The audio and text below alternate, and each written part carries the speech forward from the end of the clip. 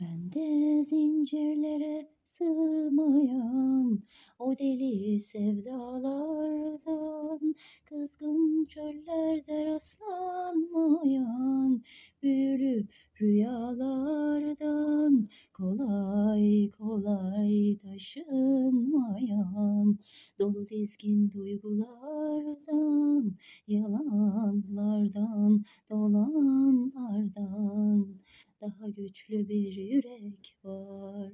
Haydi gel benimle ol, oturup yıldızlardan bakalım dünyadaki neslimize. Oradaki sevgililer özenip birer birer gün olur erişirler ikimize.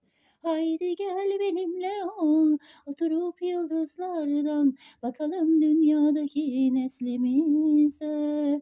Oradaki sevgililer özenip birer